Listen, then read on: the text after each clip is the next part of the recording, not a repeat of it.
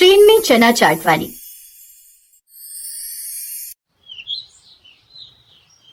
ले रोहन, खाना खा ले।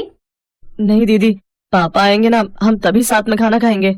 पापा को आने में अभी वक्त लगेगा, तब तक तुम खाना खा लो। लेकिन रोहन अपनी जिद पर अड़ा हुआ था। वो तब तक खाना नहीं खाता जब तक उसके पिता राजेंद्र काम से घर नहीं लौट आते। रात का खाना वो सब एक साथ मिलकर ही खाते। राजेंद्र एक होटल में वेटर का काम करता था, जिससे वो अपना घर चलाता था। कुछ साल पहले उसकी पत्नी प्रीति की एक हादसे में मौत हो गई थी। तब से उसी ने दोनों बच्चों का पालन पोषण किया था। रूपाली अब 18 साल की हो गई थी, इसलिए वो अपने छोटे भाई का खूब ख्याल रखती थी। ले भाई, अब खाना खा ले, पापा को आने में देर हो जाएगी। तू तो जानता है जब तक उनका होटल बंद नहीं होता वो घर नहीं आते। अच्छा, आज मैं तुम्हें अपने हाथों से खाना खिलाऊं? तू मुझे अपने हाथ से खाना खिलाएगी दीदी, लेकिन साथ में कोई कहानी भी सुनाओगी तब मैं खा लूंगा। अच्छा ठीक है, चल मैं तुझे कहानी सुनाते हुए खाना खिलाती हूँ। दीदी आज माँ होती तो वो भी मुझे ऐसे ही खाना खिलाती। ऐसा कहते हुए उसकी आंखों में आंसू आ जाते हैं।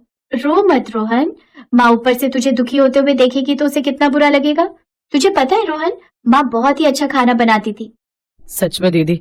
वैसे खाना तो आप भी बहुत अच्छा बनाती हो। सच में? फिर तो तुझे थोड़ा और खाना पड़ेगा। ऐसे वो सारा खाना रोहन को खिला देती। खाना खाने के बाद वैसे ही राजेंद्र घर लौट आता है। बेटी, तुम दोनों ने खाना खा लिया?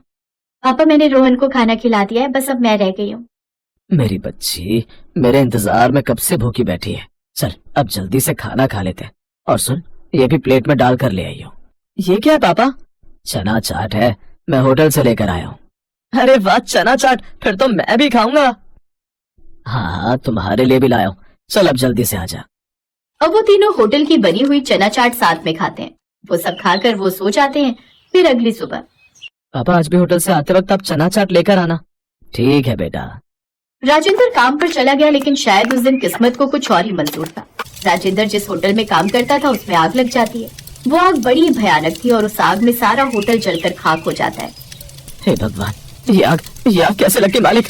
मैं तो सड़क पर आ गया रे राजेंद्र। न जाने ये सब कैसे हो गया, मैं तो कहीं का नहीं रहा, मेरा सब कुछ लुट गया। मालिक हिम्मत से काम लीजिए। कैसे हिम्मत से काम लूं, सब कुछ बर्बाद हो गया। अब तो मैं तुम लोगों को नौकरी पर भी नहीं रख पाऊंगा। राजेंद्र की नौकरी चली गई और उसे अब इस बात की चिंता सताई जा रही थी कि वो कैसे अपने परिवार का गुजारा करेगा। शाम को वो भारी मन से घर लौटा। पापा आप इतनी जल्दी आ गए, आप हमारे लिए आज भी चना चाट लाए हो ना? थोड़ी देर के लिए चुप हो जाओ रोहन। राजेंद्र को परेशानी में थे एक रूपाली सब समझ गई। थोड़ी देर चुप हो जा रोहन, पापा परेशान लग रहे हैं। क्या बात है पापा, सब ठीक तो है ना? कुछ ठीक नहीं बचा, मेरी बच्ची सब बर्बाद हो गया। आखिर क्या हुआ पापा, ठीक से बताइए ना। मैं जिस होटल में काम करता था उस होटल में आग लग गई बिटिया, और ये कैसे वो मुझे खुद नहीं पता। आप परेशान मत होइए, देखना एक रोज सब ठीक हो जाएगा, मैं खाना बना देती हूँ। कुछ देर बाद खाना खाकर वो सब सो जाते हैं, लेकिन राजेंद्र को उस रोज नींद ही नहीं आई। ऐसे ही 2 दिन बीत गए। नहीं, मुझे नहीं पता दीदी, मैं ये खाना नहीं खाऊंगा, मुझे वो चना चाट खाना है और कुछ नहीं। तू जानता है ना रोहन, पापा का होटल अब नहीं बचा तो कहाँ से लाऊं तेरे लिए वो चना चाट? मुझे नहीं पता, मुझे खाना है मतलब खाना है। तभी रूपाली राजेंद्र से, पापा आप बाजार जाकर सामान ले आइए, मैं घर पर ही इसके लिए चना चाट बना देती हूँ। कुछ देर बाद राजेंद्र चना चाट का सामान लेकर आ गया। कुछ ही देर में उसने ढेर सारी चाट बना ली। उसकी बनाई हुई चाट उन सबको बड़ी पसंद आई। वाह दीदी, ये चाट तो उस होटल की चाट से भी अच्छी बनी है। क्या सच में? हाँ दीदी, ये बिल्कुल ठीक कह रहा है बिटिया, तुम्हारी बनाई हुई ये चाट तो हमारे होटल की चाट से भी बहुत अच्छी बनी है। ये सुनकर रूपाली को बहुत अच्छा लगा। रूपाली बेटिया, मैं भी काम ढूंढने जाता हूँ, तुम दोनों अपना ध्यान रखना। ऐसा कहकर अब वो काम की तलाश में निकल पड़ा। दीदी अगर आप ये बेचोगी ना तो देखना अच्छी कमाई करोगी। अरे वाह रोहन, ये बात मेरे दिमाग में क्यों नहीं आई? अब उसने झट से चना चाट उठाई और रोहन के साथ पास के रेलवे स्टेशन की ओर चल पड़ी। फिर ट्रेन में चढ़कर चना चाट बेचने लगी। चना चाट ले लो, चना चाट। अरे वाह, खुशबू तो बड़ी अच्छी आ रही है। कितने की है चना चाट? जी बस 20 रुपए। ठीक है तो 2 दे दो। रूपाली ने जल्दी से अखबार निकाला और पुड़िया में डालकर चना चाट देने लगी। उस ग्राहक को वो इतनी पसंद आई कि उसने उससे और चाट खरीद ली। उसकी देखम देखी और भी ग्राहक उसके पास आने लगे और उससे चाट खरीदने लगे। लेकिन कुछ ही देर में उसकी सारी चाट खत्म हो गई। अरे ये क्या, अब तो सारी चाट खत्म हो गई। लगता है कल और ज्यादा बनाना पड़ेगा। रूपाली रोहन के साथ घर लौट आई। दीदी आपकी तो कमाई हो गई। हाँ, लेकिन इतनी भी नहीं, कल हम और भी कमाई कर सकते हैं। लेकिन उससे पहले हमें इन पैसों से चाट का और भी सामान लाना होगा, और वो भी पापा के आने से पहले। अब वो दोनों मार्केट चले जाते हैं और जरूरत का सामान ले आते हैं। फिर शाम को राजेंद्र घर लौटता है तो उसे कहीं भी काम नहीं मिलता।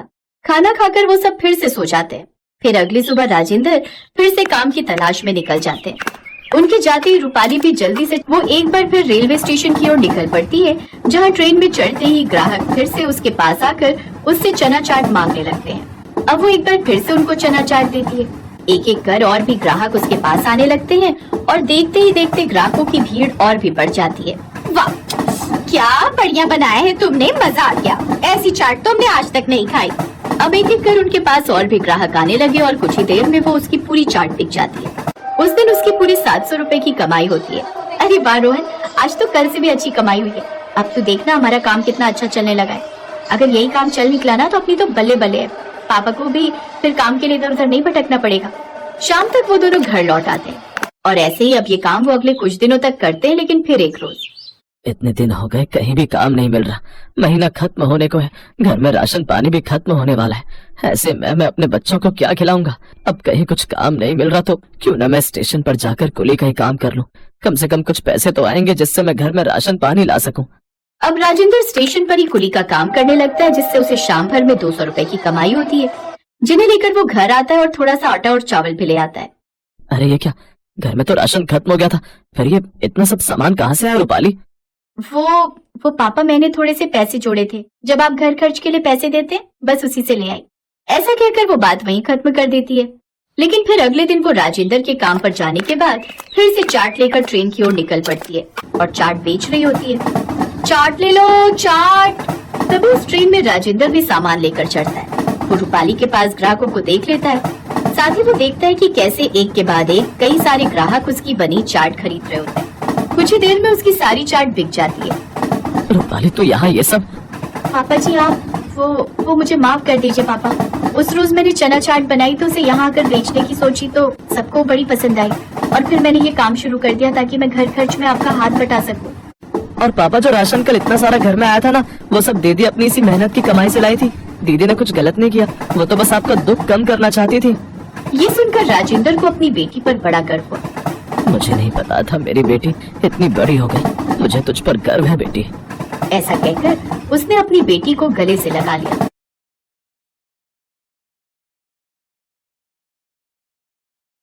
विद्यापुर नामक गांव में बलदेव नाम का एक व्यक्ति चना चाट मसाले का ठेला लगाता था। उसके ठेले का चना चाट मसाला बहुत मशहूर था। बलदेव के पास ग्राहकों की भीड़ लगी रहती थी। दूर दूर से लोग उसके ठेले पर चना चाट मसाला खाने आते थे। इसकी सबसे बड़ी वजह थी चना चाट मसाला में उपयोग होने वाला चाट मसाला। बलदेव, तुम्हारे चना चाट मसाले में डले चाट मसाले का जो स्वाद है ना, बस पूछो मत, लाजवाब है भाई।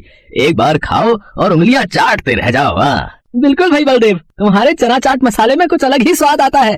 इसकी क्या वजह है, जरा हमें भी तो बताओ। ये चना चाट मसाले का चाट मसाला मेरे दादा परदादा के जमाने से चला आ रहा है। उन्हीं से मैंने ये बनाना सीखा था। हमारे चना चाट मसाले का मसाला एक अलग किस्म का है जो हर कोई नहीं बना सकता। पर जो भी है भैया, ये चना चाट मसाला खाकर मुंह का स्वाद चटपटा हो जाता है और तुमने रेट भी ठीक रखे हुए।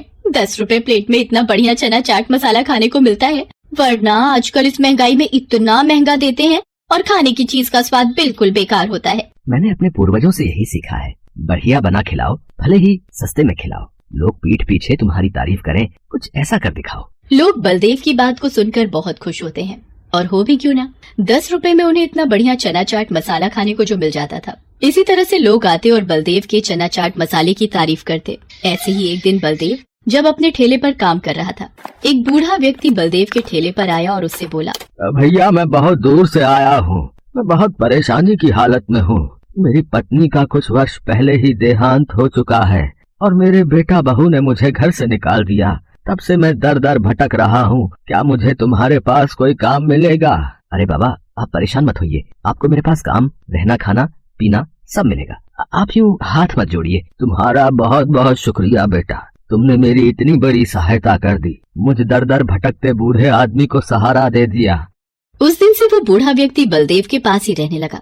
बलदेव चना चाट मसाले का मसाला बनाते वक्त अपना दरवाजा बंद रखता था ताकि कोई उसे मसाला बनाते वक्त देख न पाए। पर बूढ़ा व्यक्ति चोरी से बलदेव को चाट मसाला बनाते हुए देख लेता था बूढ़े व्यक्ति को बलदेव के पास रहते हुए 1 महीना भी हो चुका था। एक दिन बलदेव, अब मुझे तुम्हारे पास नहीं रहना, मैं यहाँ से जा रहा हूँ। क्या हुआ बाबा, आप यहाँ से क्यों जाना चाहते हो? क्या आपको यहाँ पर कोई परेशानी है? मैं तो तेरे पास चालाकी से आया था। मैं तो तेरी चना चाट मसाले में इस्तेमाल होने वाली मसाले की विधि जानना चाहता था और वो मुझे पता चल गई है। अब मेरा यहाँ कोई काम नहीं है, मेरा काम हो चुका है। वास्तव में वो एक जवान लड़का था जिसने बूढ़े व्यक्ति का भेष बना रखा था। तुम बूढ़े नहीं हो, तुम कौन हो? मेरा नाम रोशन है। मैं तो तुम्हारे पास चालाकी से आया था। अब मैं तुम्हारे ठेले के सामने ही अपने बनाए चना चाट मसाले का ठेला लगाऊंगा और देखना कुछ ही दिनों में मैं तुम्हारा ठेला बंद करवा दूंगा। ठीक वैसा ही हुआ जैसा रोशन ने बोला था। अगले दिन ही रोशन ने बलदेव के ठेले के सामने अपना चना चाट मसाले का ठेला खोल लिया। उसने प्लेट के दाम 5 रुपए रखे थे। अब 10 रुपए की जगह जब 5 रुपए में वही चीज खाने को मिल रही हो तो ग्राहक तो वहीं जाएंगे। भैया जरा चना चाट मसाले की एक प्लेट देना। ये लो भैया, अभी बना कर देता हूँ। तुमने दाम तो बहुत सस्ते रखे हैं, 5 रुपए। सामने बलदेव के ठेले पर तो 10 रुपए में मिलता है। अरे आप मेरे ठेले पर एक बार खाओगे तो सामने बलदेव के ठेले का चना चाट मसाला भूल जाओगे। ये लो, आप दोनों की प्लेट तैयार है। छी छी, थु थु थु थु। इतना बुरा चना चाट मसाला मैंने आज तक नहीं खाया, बिल्कुल बेस्वादी। थु थु थु थु थु। इतना घटिया चना चाट मसाला तो मैंने भी नहीं खाया, कितना बेकार बनाया है। मुझे तो गुस्सा आ रहा है। चलो भाइयों, इसका तो ठेला ही तोड़ देते हैं। इससे अच्छा तो सामने बलदेव का ठेला है, कम से कम 10 रुपए लेकर बढ़िया चीज तो खिलाता है। हाँ हाँ, इसका ठेला ही तोड़ दो। हाँ, तुम सोच रहे होगे ना रोशन, आखिर तुम्हारे चना चाट मसाले में वैसा स्वाद क्यों नहीं आया जैसा मेरे चना चाट मसाले में आता है? वो इसलिए क्योंकि मैंने तुम्हें एक दिन चोरी से मुझे चना चाट मसाला बनाते हुए देख लिया था। मैं उसी दिन समझ गया था कि तुम किसी फिराक से आए हो, इसलिए मैंने गलत सामग्री डालकर तुम्हें असली विधि दिखाने का नाटक किया। ये चना चाट मसाला सामग्री की विधि मेरे पूर्वजों की धरोहर है। इतनी आसानी से ये किसी बेईमान के हाथ नहीं लगेगी। इससे पहले कि ये गांव वाले गुस्से में पीट पीट कर तुम जैसे बेईमान आदमी का बुरा हाल कर दें, तुम यहाँ से चले जाओ। रोशन की सच्चाई जानकर गांव वाले गुस्से में आ चुके थे। रोशन को पता था कि अगर वो 2 पल भी वहाँ रुका तो उसकी खैर नहीं। वो मुंह नीचे करके चुपचाप वहाँ से चला जाता।